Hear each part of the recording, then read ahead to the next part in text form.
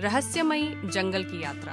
एक बार की बात है, एक छोटे से गांव में आर्यन नाम का लड़का रहता था। वह बहुत ही साहसी और जिज्ञासु था। एक दिन गांव के बुजुर्ग ने उसे एक रहस्यमयी जंगल के बारे में बताया, जहां हर मोड़ पर कुछ नया और अजीब होता था। आर्यन ने ठान लिया कि वह उस जंगल की यात्रा करेगा। सूरज की पहली किरण के साथ ही आर्यन ने अपनी यात्रा शुरू की। जैसे ही वह जंगल के पास पहुंचा, उसने देखा कि वहां का वातावरण बहुत ही शांत था, लेकिन हवा में कुछ अनजाना सा था। चलते चलते उसने महसूस किया कि कोई उसका पीछा कर रहा है। उसने पलट कर देखा, पर वहां कोई नहीं था। उसका दिल तेजी से धड़कने लगा। थोड़ी दूर जाने के बाद उसने एक विशाल पेड़ देखा। उस पेड़ के पास एक पुराना नक्शा पड़ा था। नक्शे को देखते ही आर्यन को एहसास हुआ कि यह जंगल का ही नक्शा है। उसने नक्शे को उठाया और अपनी यात्रा जारी रखी।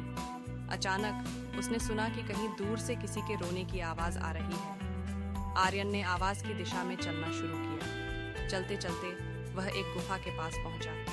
गुफा के अंदर से आवाज आ रही थी। आर्यन ने हिम्मत जुटाकर गुफा के अंदर कदम रखा। गुफा के अंदर उसने देखा कि एक बूढ़ा आदमी एक पत्थर पर बैठा है और रो रहा है।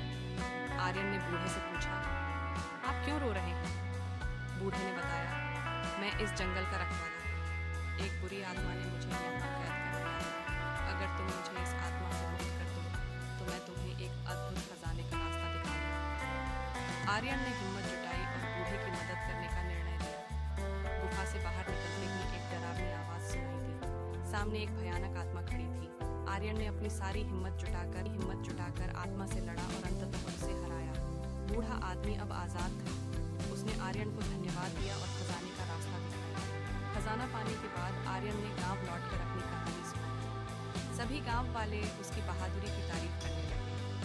आर्यन ने समझा कि सच्ची बहादुरी डर के सामने खड़े होने और अपने विश्वास को बनाए रखने में है। इस प्रकार आर्यन की रहस्यमयी